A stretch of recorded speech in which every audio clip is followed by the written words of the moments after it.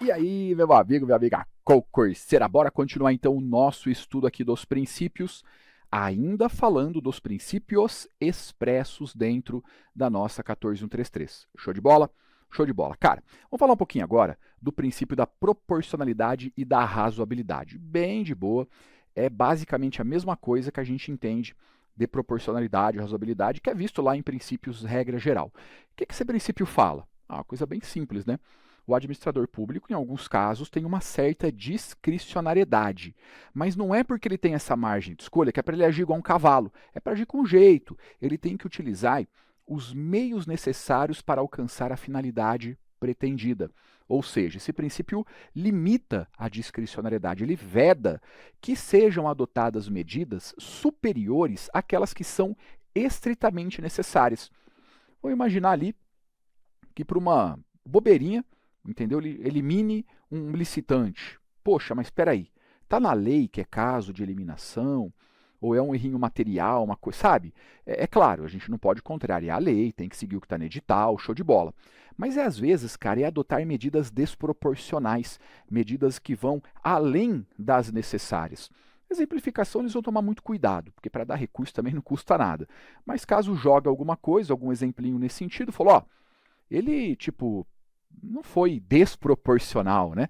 Ele agiu ali com razoabilidade e tal, tá falando desse. Agora é importante. Por quê? Mais novo, né? Princípio aí que veio aqui com a 14133, o princípio do planejamento. O que é o planejamento? Bora planejar essa parada. A licitação não é assim, vai fazendo, a gente vai vendo, vai. Não. Tem que estar tudo planejado, tem que estar organizado. Por exemplo, aqui, as contratações que a administração vai fazer, esse aqui é um termo que eles colocam lá, tá? Ó, uma coisa para você ficar de olho.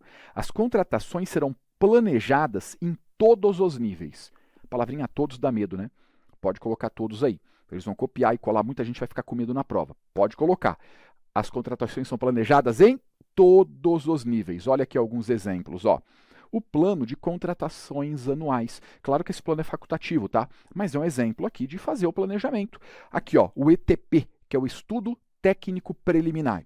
Tem que ser feito. Estudo técnico preliminar é uma forma de planejarmos, então, como vai ser aí algumas fases, algumas partes da licitação, cara. Se a viabilidade, tem um monte de coisa que a gente vai desenvolvendo depois.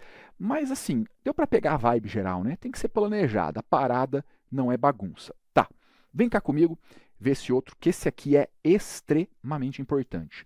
É a vinculação ao edital.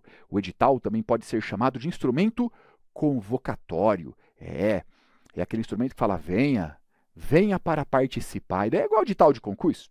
Sabe edital? Com as vagas, tal, rolo, confusão, gritaria. Então, é tipo isso.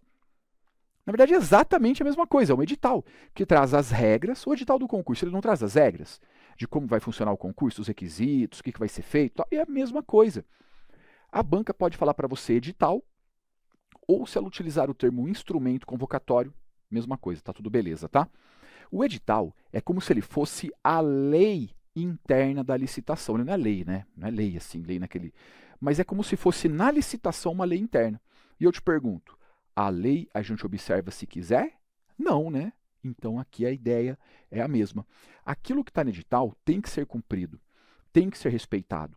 Imagina que lá no edital colocaram 5 critérios para a seleção da proposta vencedora. Aí chega na hora e fala, não, esse aqui eu não vou exigir. Vai exigir sim. Quer ver um exemplo? Concurso público. Imagina que você foi fazer uma prova, legal, e na sua prova estava lá, redação. Fase escrita, um dos critérios, tá? Pô, você foi lá, estudou, se preparou, treinou, fez redação, mexeu o teu caldo. Aí chegou na hora da prova, eles falam assim, resolvemos deixar quieto esse negócio de redação.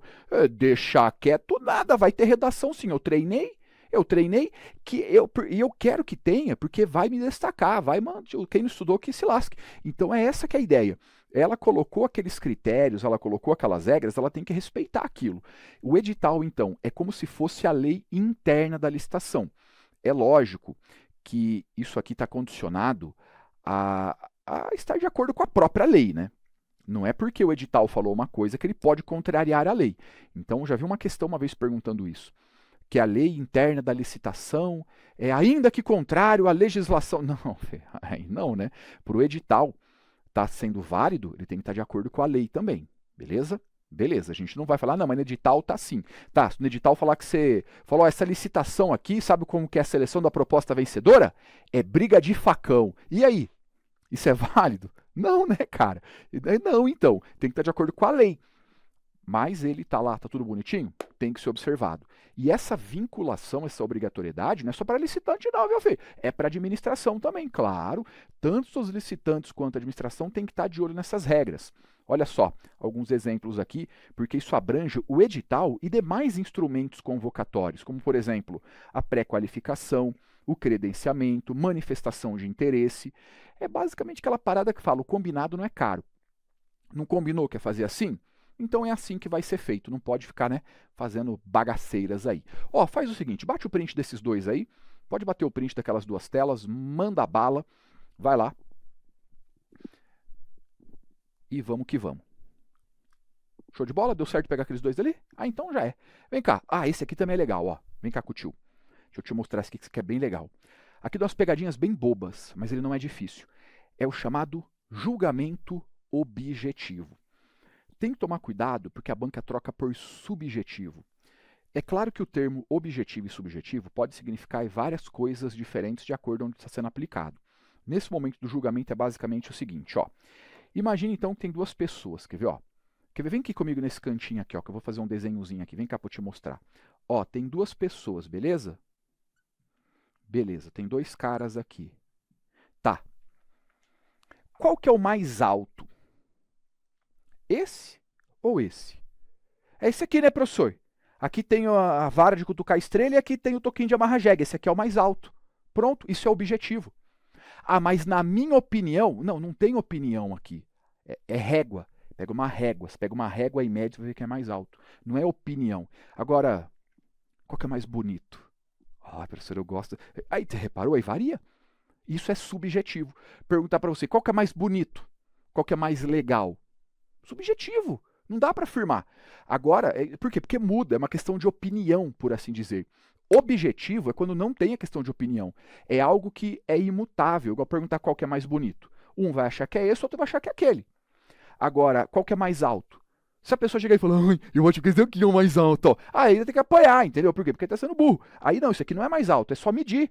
É só medir, isso é objetivo, sacou? Então, quando a gente fala da seleção aqui, tá, da proposta vencedora, vem aqui com o tio de novo, ó, vem cá. Quando a gente fala aqui da seleção da proposta vencedora, ou seja, quem que vai ganhar? Não tem uma questão de opinião assim, ah, mas eu acho que aquele lá merece mais. Não, são critérios objetivos previamente fixados. Claro que em alguns momentos pode ter alguma certa margem de escolha em um ponto ou outro, mas assim, vamos trabalhar primeiro na regra geral. Quando tem algum caso específico, a gente vai alinhando. Mas isso que é o julgamento objetivo. A questão é boba, a questão joga subjetivo lá. Então, ó, é critério objetivo e que já está definido. Ela já fala antes. Lá no edital, aqui, ó, no instrumento convocatório, ela já falou, para a seleção da proposta vencedora será pá. Pronto, é assim que a gente faz. É bem tranquilo, né? Pegadinha até bem boba. Esse também é legal, é o princípio do desenvolvimento nacional sustentável. Que bonito, olha só. O desenvolvimento nacional sustentável, ele abrange tanto aspectos econômicos como aspectos ambientais. Não é muito comum, mas poderíamos falar até aspectos sociais, dependendo do caso. Ah, contratação de cooperativas, aqueles casos, tem alguns casos lá de licitação dispensável que a gente... Então, poderia até entrar nesse ponto. Poderia até entrar, mas é mais difícil a gente ver em prova. Então, se por acaso jogar até um aspecto social, cara, daria para falar também, viu? Daria, mas aqui o que a gente foca é nesses dois, ó. Aspectos econômicos e ambientais, ou seja, quando a gente vai licitar, sim, pode ser levado em conta o impacto ambiental que aquela obra produz. Ó, essa empresa aqui, ela é um pouquinho mais barata, parece, entendeu? Mas assim, caraca, ela já chega matando os bichos já. Essa aqui não, essa aqui é mais, você entendeu? Então, até isso aí é levado em conta para quando vai licitar. A gente tem que analisar o impacto ambiental que aquela obra, por exemplo, resultaria. E aqui é econômico também, né, filho? Porque eu vou fazer uma pergunta bem simples para você. Vamos lá. Imagina que a gente vai contratar. Quem que está concorrendo? Empresa argentina, localizada lá na Argentina, dos nossos hermanos, e uma empresa brasileira. Tá, aqui no Brasil. Imagina que a empresa brasileira falou que faz por 100 mil. A empresa argentina falou que faz por 99. Tecnicamente a empresa argentina ganhou, não é? É. Mas pensando no amplo, no desenvolvimento nacional sustentável, é melhor contratar com qual? Com a brasileira. Está gerando emprego no Brasil, está pagando imposto no Brasil, está produzindo renda no Brasil. Então, poderiam ser estabelecidas ali algumas margens de preferência também. É aquele exemplo que a gente viu, margem de preferência, tem a ver com isso.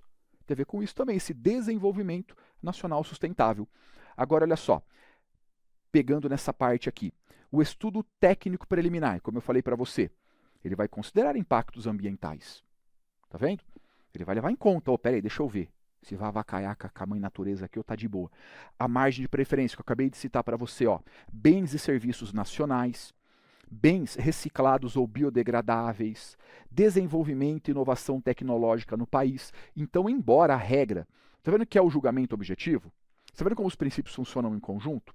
Tem o julgamento objetivo, tem a isonomia, mas a gente tem que levar isso em conta também. Nesse caso que eu te falei, é muito melhor para o desenvolvimento do país a gente ter uma certa margem de preferência para uma empresa brasileira, bens e serviços nacionais. Sacou? Show de bola? Legal, cara. Agora vem aqui comigo.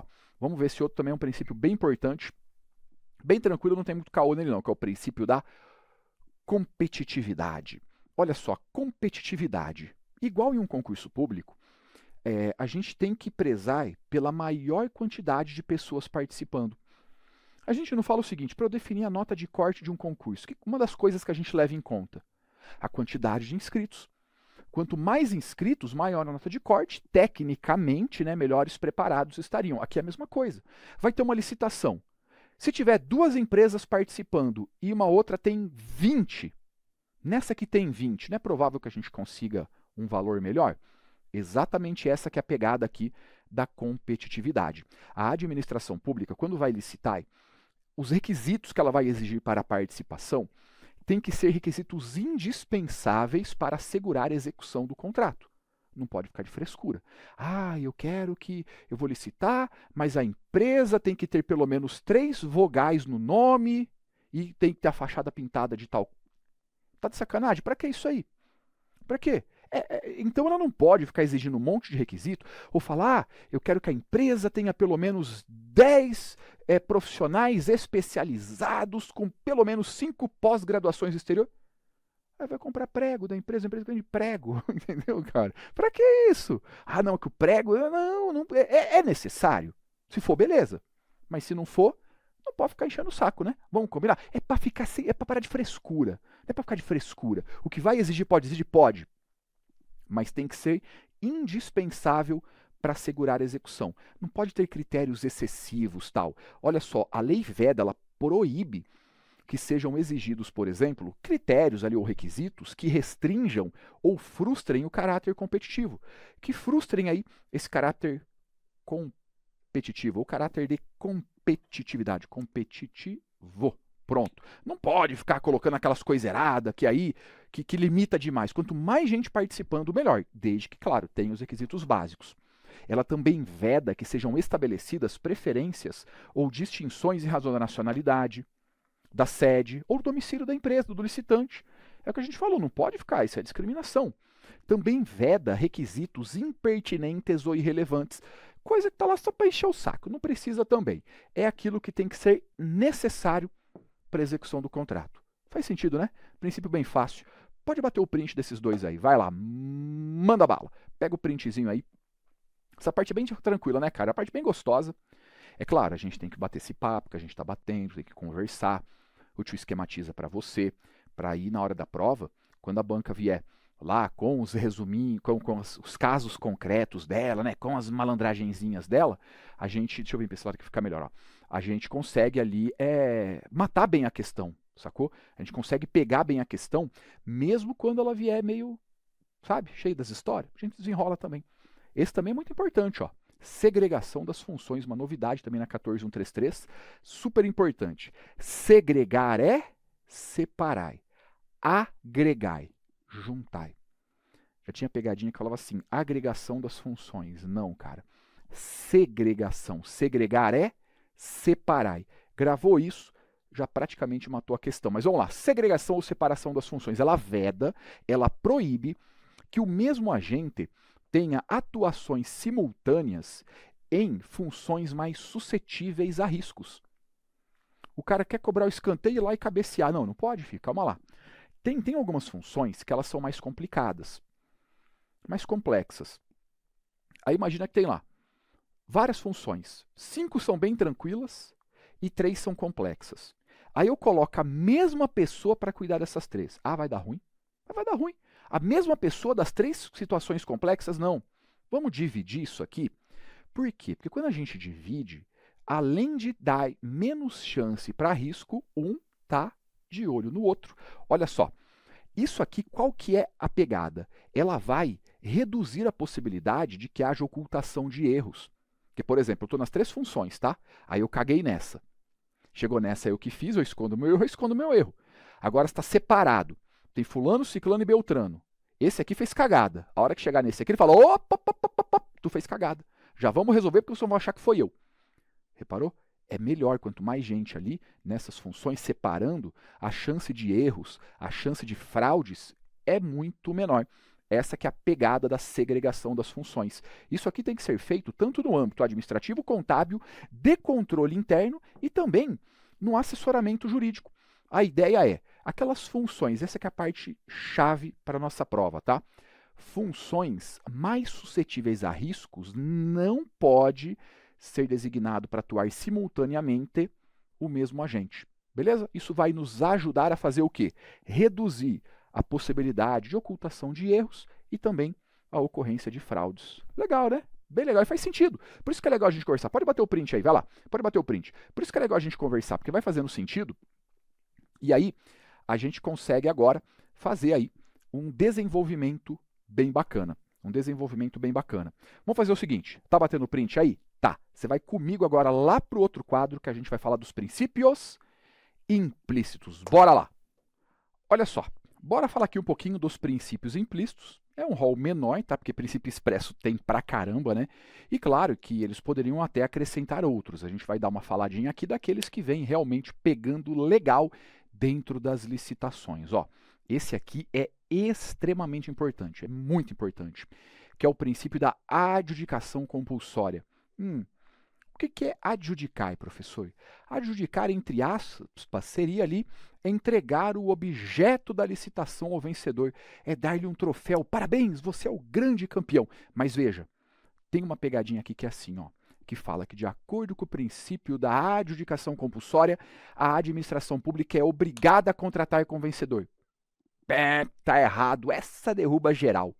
Veja, a administração não é obrigada a nada não, fi. Ó, ela não é obrigada a celebrar o contrato não, hein? Às vezes ela chega e fala, não vou contratar. Ora, imagina, que ela licitou, beleza? Só teve proposta merda, entendeu? Só proposta abusiva. Mesmo a melhor proposta é ruim. Ela é obrigada a contratar? Não, ela pode revogar a licitação. Então, cuidado. A administração ela não é obrigada a celebrar o contrato. Mas, se for celebrar, tem que ser com o vencedor. Então, esse princípio fala do direito que o vencedor tem de não ser preterido, de não passar ele para trás. Não é o direito obrigatoriamente de ser contratado, às vezes não vai rolar. Mas se for contratar é com ele. A administração não pode chegar e falar, eu vou contratar, mas eu gostei mais do segundo. Não, é com ele. Se ela for contratar, pegou a manha, essa aqui dá uma pegadinha violenta em prova. E é boba, né? Mas agora que a gente sabe. Tem o princípio da isonomia. Já falamos. Falou da igualdade? Isonomia, a mesma coisa, tá? É claro que tem a impessoalidade e dentro uma subdivisão que seria a isonomia e a igualdade. Aí a gente analisa conforme a questão vem qual que é o mais direcionado. Isso é um treino de questões mesmo, mas é bem de boa, tá? Sigilo das propostas, já falamos. Qual que é a regra na licitação? A regra é a publicidade. Qual a exceção? O sigilo das propostas até o momento da abertura. Cuidado só para ela não trocar, porque a publicidade é a regra, está lá expresso. Lembra? Limpe sem pedir para você economizar. Então está lá no limp, a publicidade, que é a regra. Aí, o sigilo das propostas é uma exceção a essa regra geral e é um princípio implícito. Beleza? Beleza. Tem mais um aqui, vem cá, que é o princípio do formalismo moderado. Se a banca dissesse informalismo, é estranho, mas até dá para ir. Até dá para ir. O melhor mesmo é falar formalismo moderado. Veda, é sem frescura, cara. A gente não dá para ficar com frescura, né? Aqui, a 14133, ela veda que sejam feitas formalidades exageradas. Sabe aquela frescura? Aquela coisa, porque olha, tem que ser num papel de gramatura tal, de tal tamanho, escrita com uma tinta... Ô, fi, pai de frescura, né? Por quê? Porque os requisitos que exigem é para a gente prezar pelo acesso, pela segurança, não para ficar de frescura. Então, olha um ponto bem legal. O desatendimento de exigências meramente formais que não comprometam a qualificação e a proposta, isso aí não importa em afastamento do licitante, em validação do processo. Vamos imaginar que fala assim, que na proposta as folhas devem estar numeradas. Aí tem a proposta, o cara mandou no arquivo PDF, tem lá, folha 1, 2, 3, 4. Aí o animal esqueceu de numerar.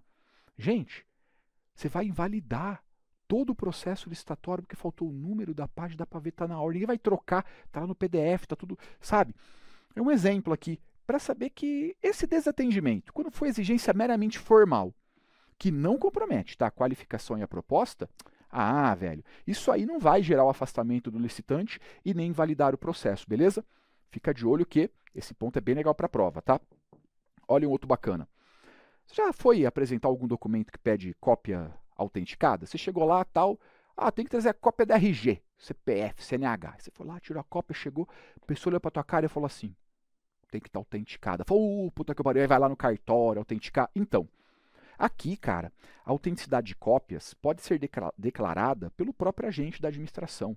A própria autoridade administrativa ali olha para a cópia, olha para o original. Olha para a cópia, olha para o original e fala, tá show de bola. Não precisa em cartório autenticar. E o advogado também.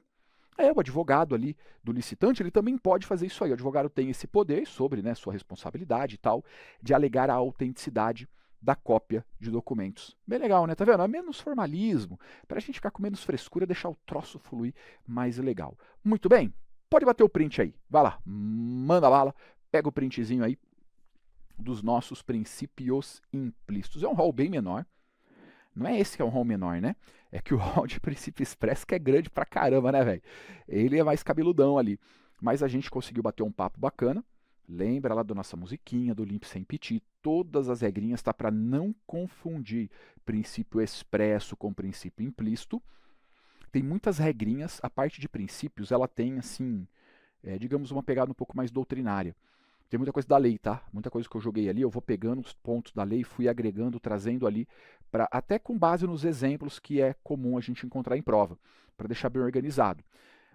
Então tem esses pontos da lei, mas esse bate-papo que a gente fez é importante, porque como é uma parte mais doutrinária, a questão pode vir um pouco mais aberta, e é importante que você tenha essa flexibilidade, e esse bate-papo que a gente fez vai resolver tranquilo. Fechou? A gente continua na próxima aula, forte abraço, tamo junto, até mais!